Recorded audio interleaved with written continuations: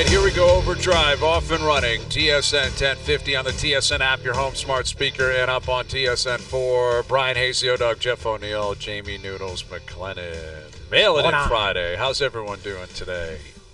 Doing fantastic. I joked with you, Hazy, that I was excited because the cold weather does not stay around that long.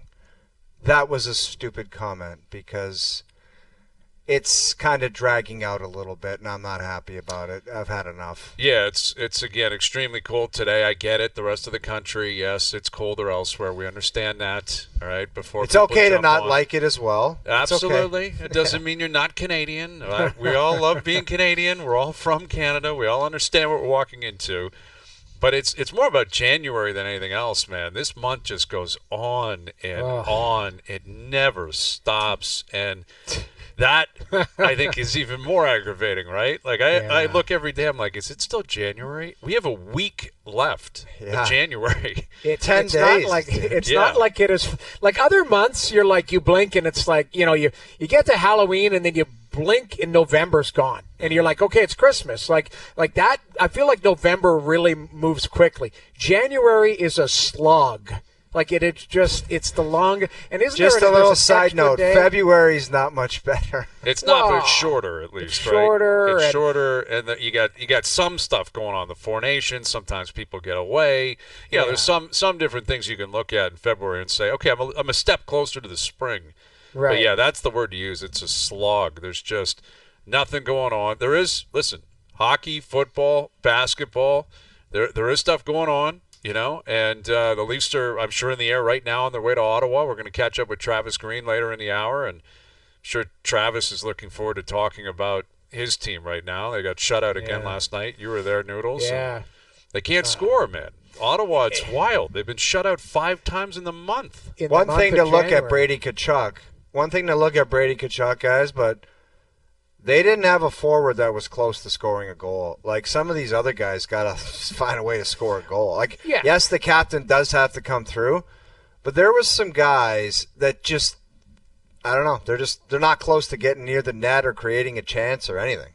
Yeah, I mean, you're right. It's easy to circle the captain, but you look at Claude Giroux is 1 in 13, I believe. Drake Batherson is 1 in 13. Like, Tkachuk is 0-9 now. Like, you're right. Like, losing Josh Norris is a big blow. But you still have other players. Tim Stützle's a really good player. Like, to me, I think the injuries are catching up, but it's not an excuse. The whole league is banged up. You can't circle one team that doesn't have some form of adversity to go through. But they were right there in the game yesterday. They just couldn't find one. That's the difference. It was a one-goal game. It was an empty netter. So it's a one-goal game, but you've got to find a way to break through. And they didn't. It was one mistake. Like this goal here, that's the only goal. That's a Sabrango kid that got called up. So, you got a young defenseman there. Like, they do miss Sanderson. Obviously, he missed the game last night.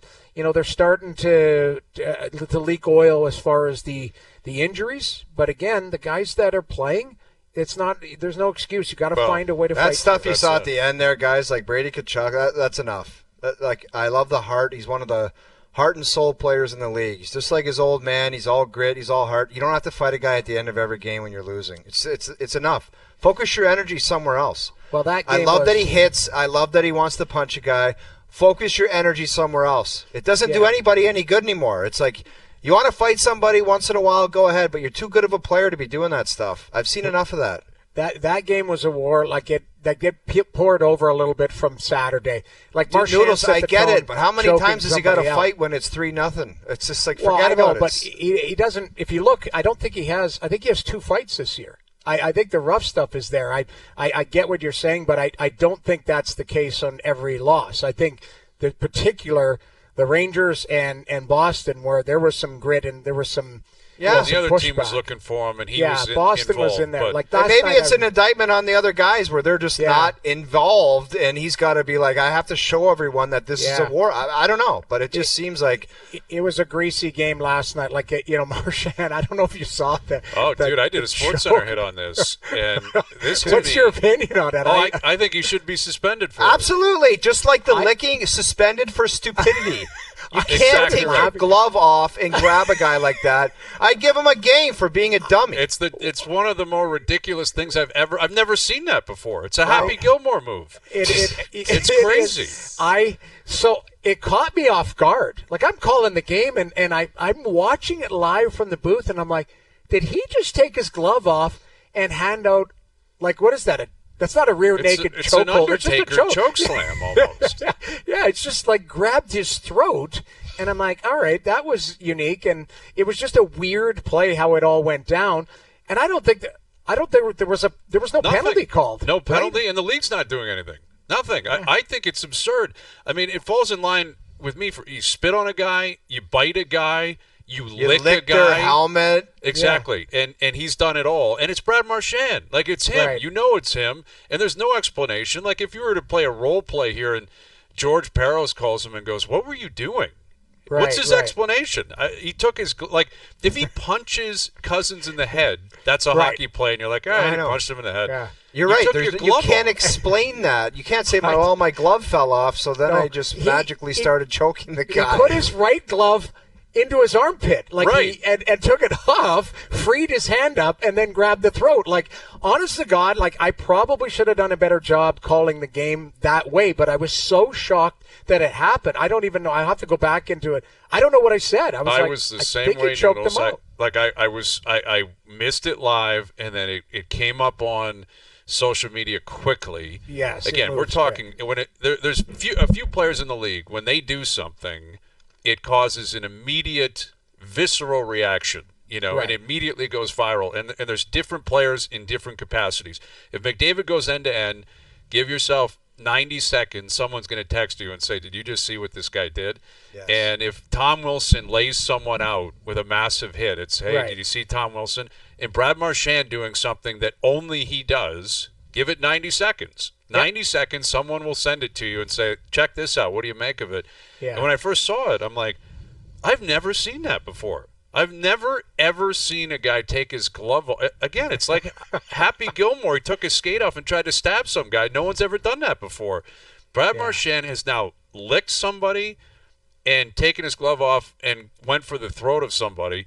I've never seen it. Now, the reaction from a lot of people around hockey is, well, it's Nick Cousins, and Cousins is a guy he'd probably it doesn't matter. Of course not. It shouldn't matter at all. But what the problem you'd have if you don't do anything about it is, so what? The next scrum, grabbing a guy and choking him out in the scrum is legal and it's fine? I think it's absurd. The league's not doing anything. Like, I think they were hoping it would be swept under the rug. Dude, how can anything be swept under the rug? Well, considering the player, how can you explain Gary Bettman and George Peros not saying we have to do something here? This is the most absurd play of the year. So there's no fine, no nothing as of right now. To my knowledge, nothing is coming. That's what it sounds like. Could you put him on the books? Change, like, but that at least should maybe be a fine. He wrote the books. Then, right? The guy wrote the books. He's licked players before. This guy wrote the book. He's Dr. Seuss. Like, this is... I think he's got a lick and a kiss, or was that the same thing, all in one? No, I think there was a kiss involved, too. He licked Komarov, and I think he did something else to someone else. Brian Callahan or something. Yeah, it might have been Callahan. For Tampa. I'm telling you, he kissed Callahan and licked Komarov and choked Cousins. What a say trifecta. That sentence out. Like, say it to yourself Dr. out loud. Seuss. That's what Kiss I'm saying. Callahan, licked Komarov, choked Cousins. Yeah, he's got the trifecta, man. No one's ever done any of them before.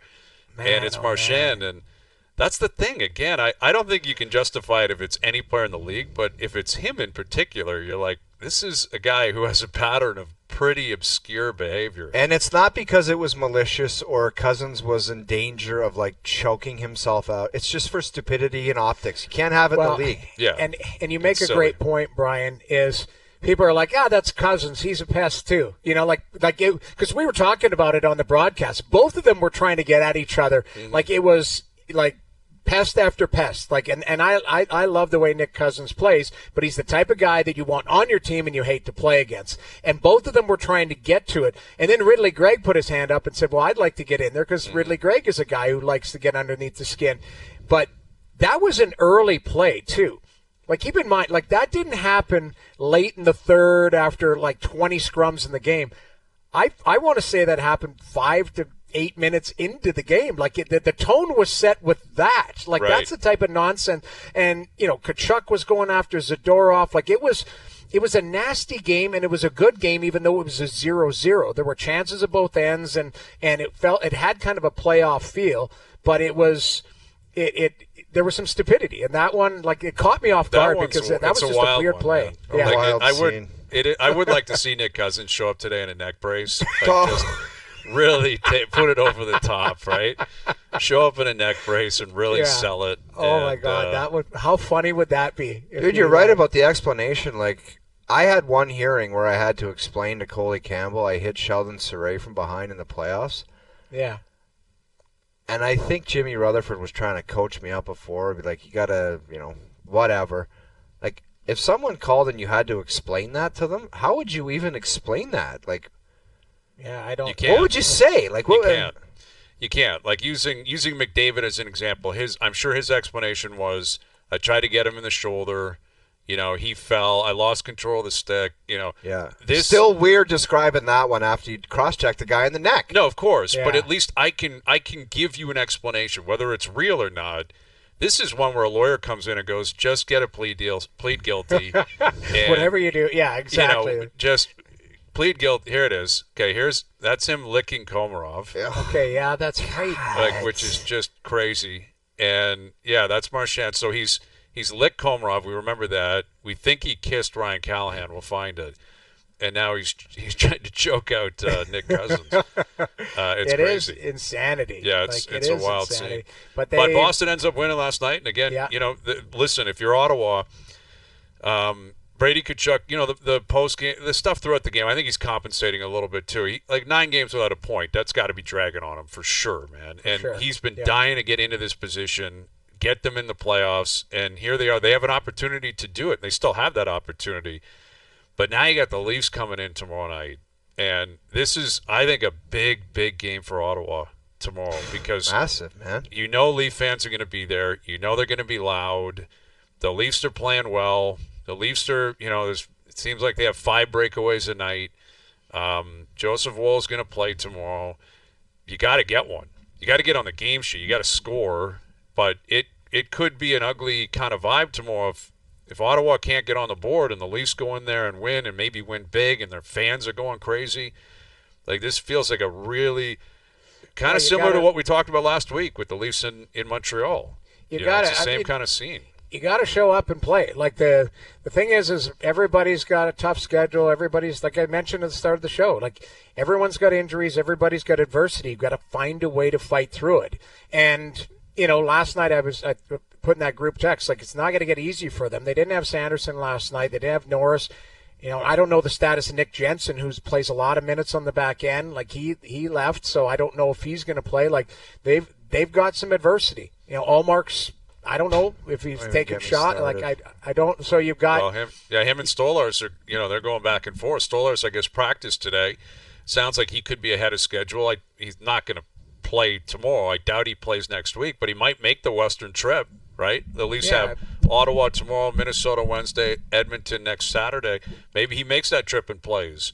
Ullmark, again, it's not goaltending, though, that's the issue right now. No, right? They got to score goals, man. If you're in Ottawa, you're looking at Tkachuk, you're looking at Stützle, you're looking at some of these veterans, and you got to supply some offense, man. Yeah, they've got to find a way to score, to fight through it and not have the excuses, but that's the biggest challenge. They played 7 games in 11 nights, get a day off, and they play 3 and 4. You gotta do it. And they like playing the Leafs. They play well against Toronto, as you can see. They've played Toronto very well recently. What are they, 4-1 in the last 5 against the Maple Leafs? So as for the Leafs, like you said, they're dealing with injuries. Matthew Knies is not going to play tomorrow. This is a pretty cool story over the course of 12 months. That this time last year, Bobby McMann was defined as an American Hockey League player, and not a young one, not a 20-year-old kid, 21-year-old. 29, isn't he? Well, he's in his late 20s. Yeah, I think he's 27. Yeah. So this time last year, he had a cup of coffee in the NHL. Maybe he comes up, hey, someone gets sick, and Bobby's in there. What a night. This guy is on a line with Austin Matthews and Mitch Marner at practice today. Very likely going to start the game tomorrow night with Austin Matthews and Mitch Marner. Bobby McMann. And and it might I think work he too the deserves way he plays. It might, like, he goes to the net. He's big and strong, can skate. It wouldn't shock me if he just catches on fire. It would not shock me whatsoever. I think he not deserves saying, it. Yeah, he does. And I'm not saying Knies isn't going to get the job back when he returns or whatever. But it would not shock me if this guy flourishes playing with those two. He loves going to the net. He's strong. Could shoot it. Yep. See what happens. To me, there's only one. There's one formula to play with those guys, and that's straight line and play fast and go get the puck, like play physical. That's why Knies has had success. Knies is kind of a programmable player where he's big, strong, he can be physical, he can go get the puck, and he's got good hands around the net. So, hey, you have some success. Like, to me, Zach Hyman, like you plug in any player like that understands the role, and the role is straight line, get the ultra-skilled players the puck, and get available for any type of loose change, one-timers, all of that stuff, and be ready, because that's the one thing. They will find you when you least expect it. That's you notice top players, they'll find lanes, they'll find holes, and if you're not ready, it'll go by you, and then they'll say, we got to put somebody else on that line that can execute, right? You miss a couple of passes you're supposed to take, and that could be the end of the road for you. Yeah. But it is, it might be nerve-wracking because of the assignment and because of the opportunity, but it is a pretty simple schedule, right? Like you said, straightforward, Go to the corners, go to the front of the net, and if all hell breaks loose, be in there first. Yeah. Right? If something crazy happens, be prepared to get in there, because you're going in, basically. You're the one that's going in. And I think he's prepared for that, and I think he's deserved it. I think it's a great story, this Bobby McMann story. He's kind of a lifer in the American League, not a guy I thought was going to be an everyday NHL player.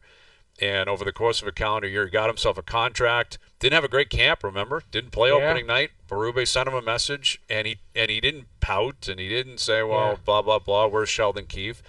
He figured it out, and he's had a really good year. Yeah. Yeah. I thought of today the chokehold from Marchand, and I don't know if I told you guys, during the lockout, when the season got canceled, I went and played in like the England League, the European, whatever it was called, the British National League for the Guildford Flames.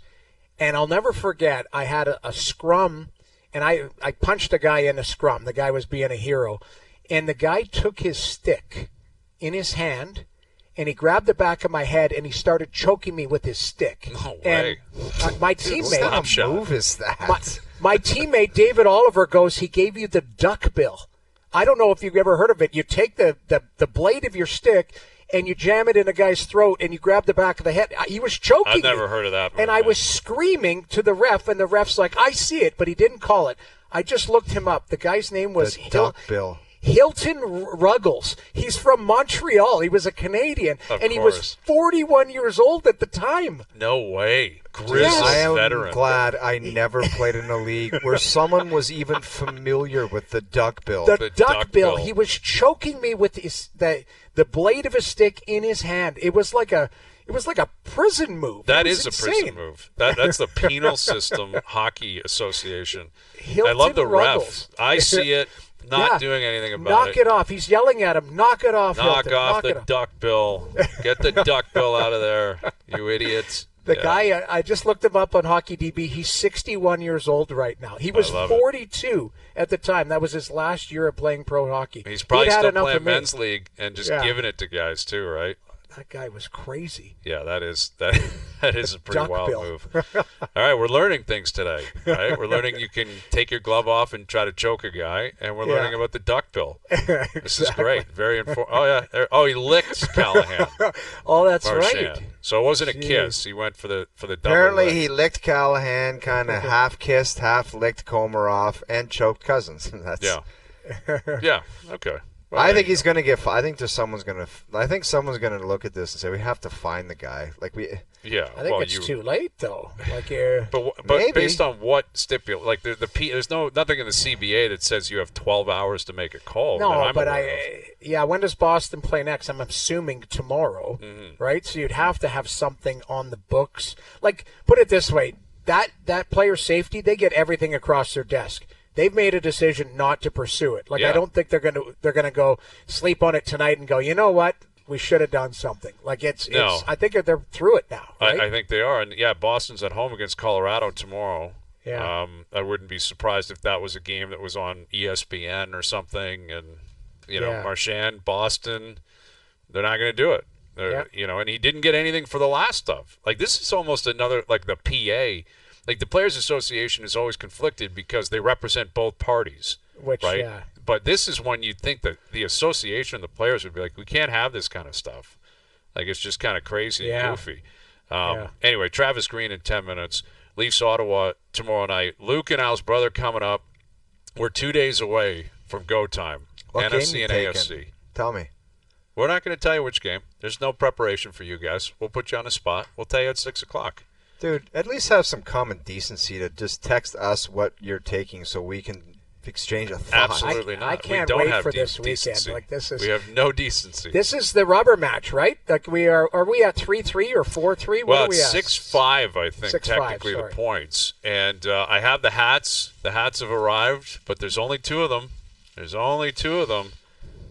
playoff champs. Someone's getting a hat. This is very significant stuff. So I wish I got to ask the guy at receiving at TSN. Like, he's probably like, why the hell does this guy get hats every 6 months? Hayes and Bro, Owen Wilson, playoff champs, but it's all represented. It's all there. Only two of them this time, pal. Only two of them. And it's 6-5 right now. Team Owen Wilson and Hayes and Bro on the clock with our pick just after 6 o'clock. All right, Travis Green coming up. Mike Johnson will join us. There are some hirings and a bunch of stuff going on in the NFL, including in the NBA. Again, the Raptors with a win last night. First time they've won on the road in 93 days. Oh, my God. 93 days between wins on the road. And they pulled one off in Atlanta last night. So more on that still to come as well. Overdrive continues, TSN 1050 and on TSN 4. Overdrive continues, powered by FanDuel, bringing you everything from the opening line to the final score. Travis Green coming up here in a few moments. Leafs in Ottawa playing the Senators tomorrow night. So we'll catch up with Travis. Mike Johnson still to come. You see Alex Ovechkin with another empty netter last night. This guy's feasting on empty net goals. And haven't people always been feasting? It seems like even the Quizmaster's all bent out of shape about empty netters. I don't know. Nathan McKinnon gets a bunch of empty. Hasn't that always been the case? Best players are on the ice at the end of the game to get a chance at these, and they capitalize. Why is it all of a sudden this year a big deal?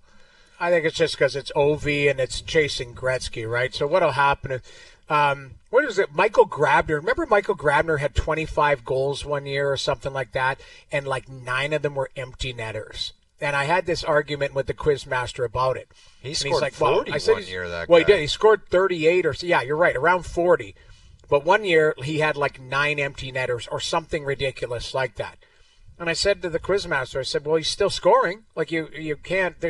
On the stat sheet, it doesn't go, well, that was a freebie and this one wasn't. Well, how many did 99 have? Oh, he had a fair amount. I guarantee you that. The most famous, probably the most famous goal he ever scored was the 50 and 39 was on an empty net. Yeah. That was his 5th goal of the game. It was, which is incredible. But still, he hit 50 and 39. No one's like, well, that's kind of cheap. And I'm going to say 50 and 40 with an asterisk. Yeah. Like, no one holds that against him. And it's actually a credit to Washington that they just keep winning and stifling teams. They don't give up anything. And Ovi's in a position every single night where the net's empty. Yeah. Which I agree. I think is significant here in terms of the chase. I have to give Washington full credit.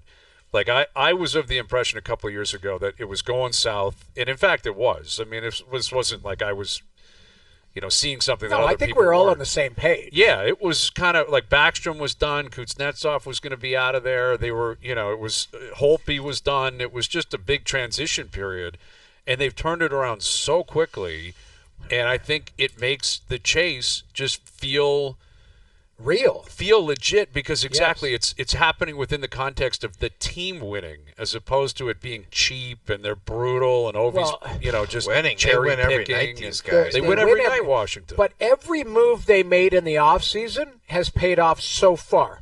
We're looking at Pierre-Luc Dubois.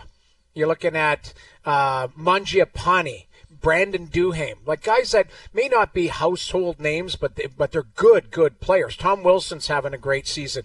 The Chikrin trade was a really good trade. Logan Thompson, has to be up for the Vezina right now. For sure. Matt Roy, he was a guy that was coveted. I believe the Leafs might have. I thought I heard that. Leafs were connected to him. Leafs were connected to him. Yep. He's their third pairing right shot defenseman. They've really, so they bring in Chychrun and Roy. They bring in Duhaime, Mangiapane, PLD. We've talked about it. How many years? We talked about PLD. If this guy decided he wanted to play, what type of player he could be. Well, remember him playing against the Leafs in that bubble series. You're watching him saying, this guy's a monster. He's an animal. Crushing guy. And then he just went on a 4-year holiday. Well, he's back. He's come out of it. Exactly. Yeah. He's alive. Pierre-Luc Dubois is playing really, really well. Yeah. And the Radish kid, Taylor Radish as well too. They just Prodish, they've got these, and I think I told you guys I did their game. I'm actually doing it this Thursday as well, but I did their game last week. And just being ice level, they're a massive team. Just the actual physical size of them. They're big. Yeah, that team. goes a long way come playoff time too, right? Yeah, size. Yeah. No, Washington's they've been really good. They've been outstanding. And as of now, it looks like they are the top seed in the East, and they may end up with that top seed. And the Leafs are chasing them, and Leafs get back in action tomorrow night. They're in Ottawa playing the Senators, and we'll head there now and catch up with the head coach of the Ottawa Senators. Here's Travis Green. How you doing, Travis? What's up, guys? Good to hear from you again. Yeah, good to hear from you. We appreciate you doing this. You saw it last night. You were up close and personal. Have you ever seen a guy take his glove off and try to choke somebody like Marchand did last night? Not on the ice. Valid. Yeah, that was wild, man. It was a pretty, Noodles was there calling it. He said it was a pretty intense night and crazy game. That was pretty early in the game last night. Yeah, it was, it was an intense game. It was a big game, obviously, between both teams. And, you like it when the emotions are running hot. I know I do as a coach. And, it's a great, it seems like it's early in the season, but there's so many teams that are so close. There's a lot of big games being played right now. So Travis, did you feel last night at least the atmosphere or some of the juice was a little bit of a carryover from Saturday's game where you guys had an epic battle with Boston on home ice? Yeah, I did. I felt like, when you look at the standings and just the way everything's set up, I think it's pretty obvious that you can look at the schedule and think that both those games were to be tagged as an emotional game. And, I think it's great for our team to get into many of these emotional games that they can. And hopefully we're still playing them down the stretch and in a playoff spot. Greeny, what's the message from the coach when it seems like your team was emotionally invested and, they didn't just mail it in and get crushed, but they couldn't get any offense cooking? What is the message from that? Is that just from certain guys look, instead of me trying to draw up X's and O's or do this or do that or don't cheat, it's just you got to be better, play better? You know what, O-Dog? There's been a lot of talk about offense around our team for a little bit now. And, we've really talked a lot about being a better defensive team, quite frankly, from the offseason on till now. And but I'd like to think we're not idiots and know that, you have to score and you got to create offense, and we've always kept an eye on our offensive game. And with today's analytics, and it's not that hard to take deep dives. And we've been pretty good offensively. We've been above the top, in the top half since December the 1st. Expected goals 5-on-5, and the puck's just not going in the net. And there's going to be nights, when you're not going to create as much as you want, if certain guys are out of lineup, and you can still, you got to find a way to win a close hockey game. And I think last night was one of those nights. I think we hit 3 or 4 posts, probably had a goal that should have counted, and it gets magnified a little bit when guys haven't scored in a little while, and they're starting to feel it, and you're losing games. It'd be different if guys were on a heater and you just had a game where they didn't score, I think. But, it's human nature that they're going to feel it a little bit, and they're starting to hear about it, and it can affect your game a little bit. But for me as a coach, as long as we're, creating chances or getting the looks that you'd hope that the puck's going to go in eventually. Now, last night, I didn't think we created enough last night or the Ranger game, but I think overall we have been. And, confidence is a funny thing. And, that's the one thing coaches talk about. You try to give a player offensive confidence is, it's not easy. I know how to give them confidence, Greenie. You put them at the 4 Blues and you do the Pat Quinn loop-de-loop drill where you go across and get a pass and you do a spinorama move and then you go down and shoot it on the goalie. That works every time. I got to bring back the loop-de-loop, I think, next time. That's, we've done a few offensive practices, but I've forgotten about the loop-de-loop. Could you imagine lining up now and saying, hey, I think guys would pass out at center ice if you said, let's do the loop-de-loop.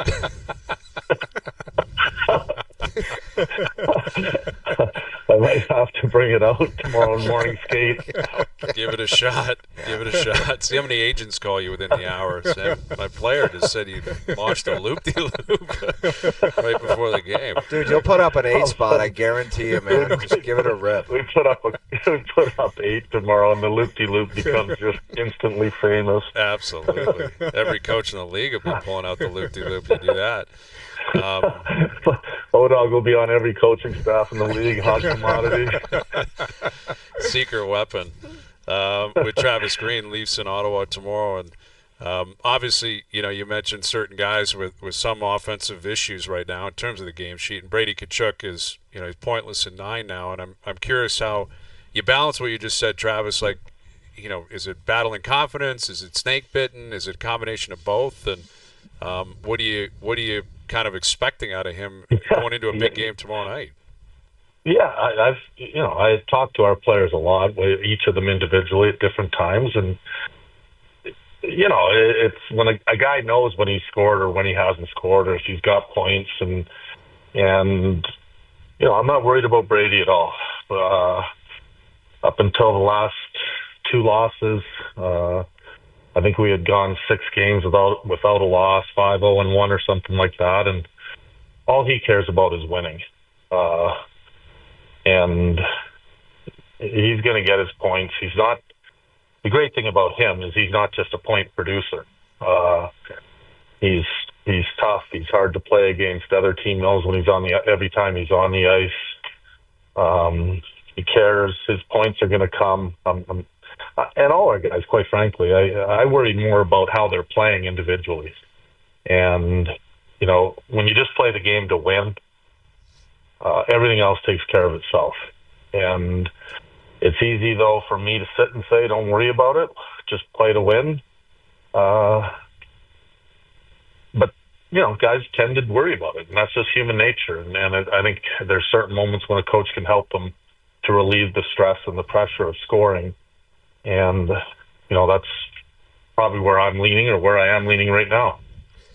So, Greenie, there's a lot of adversity throughout the league, but you guys certainly have had some with the scheduling, but now you've got, some injuries to some key players. I mean, that's something that you've had to balance too. I mean, is it a challenge to when you're looking at your lineup and going, geez, that guy's not available for me or this guy's not available for me? Is it, what is the mentality, next man up, or, what's your thought process with that? It is.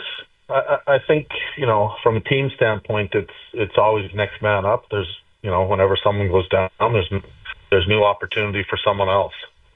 And the reality is, when you're missing a Sanderson and Norris, they're big pieces of your team. And again, you go back to, play to win and do the right things. Do it every shift. It's not complicated. And it doesn't mean we're not going to win. And last night's a great example as well. We could have easily won that hockey game.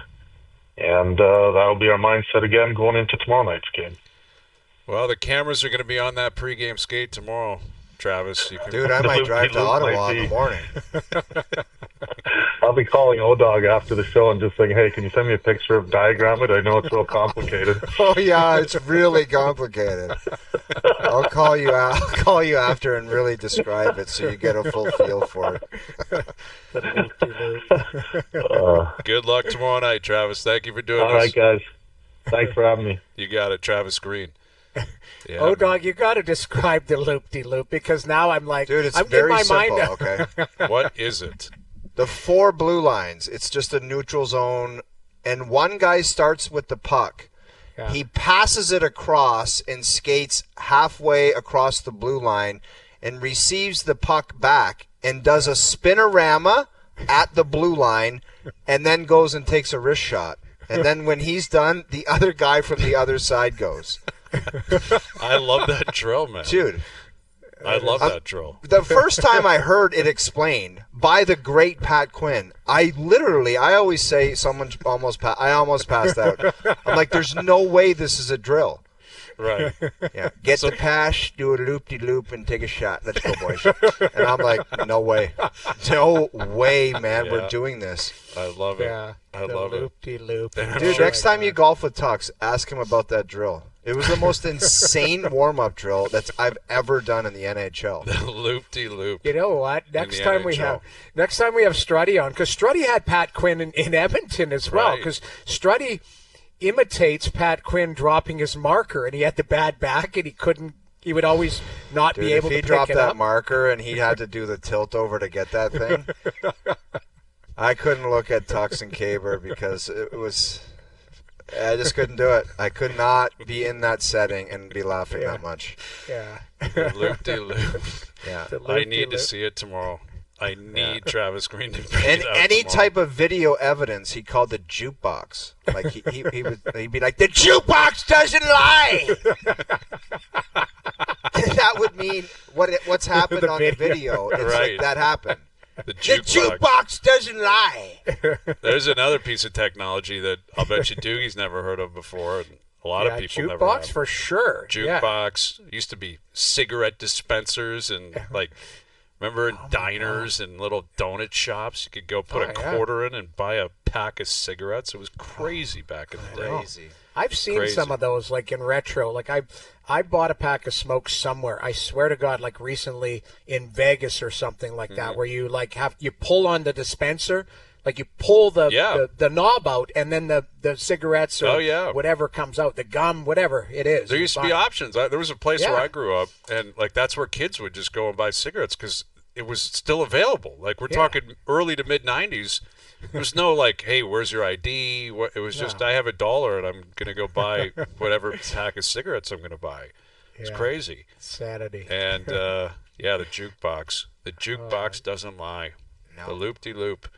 Yeah. We need it tomorrow, man. I want to see it. I want to see a crazy game tomorrow because guys are going to break out. Like you said, it's not like Brady Tkachuk or Stützle. These guys don't know. Like they're paid to score. They're well- veterans. You they're don't good think players. they're going to bring their best tomorrow night? They'll be rocking. I would. They'll think be tomorrow. rocking tomorrow. Yeah. No the Leafs have to question. be prepared for that. Hopefully it'll be a good game. That's all I care for sometimes is you're like a Saturday night. Yes. Good game, Noodles, energy. I've always said, I don't care who wins. I just want an intense game and entertainment. There you Oh, go. you already said Très that, and then bien. you got blown up Très on bien. Twitter, you said. Très bien. Just Yeah, like why last would week. you write Très bien? That's a troll. That's a You troll know where what? you were like, A lot of people bought into it, but there was just a few that were just like, hey, I thought you cared. And I'm like, of course I care.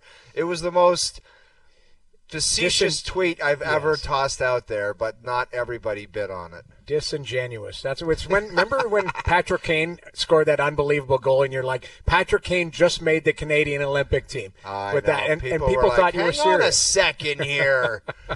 He's American. Come on now. Figure it That was out, the boys. best. Love it. All right, so Leafs Ottawa tomorrow. Mike Johnson in about 20 minutes. Edmonton beat up on Vancouver last night too. We'll get to that with MJ because it is full-blown panic attack in Vancouver right now. You got to make a move. You either got to figure out something to save the season, man. I don't know what the hell that is, but they got to figure something out to save the season. Did Yeah, they it's not? bad.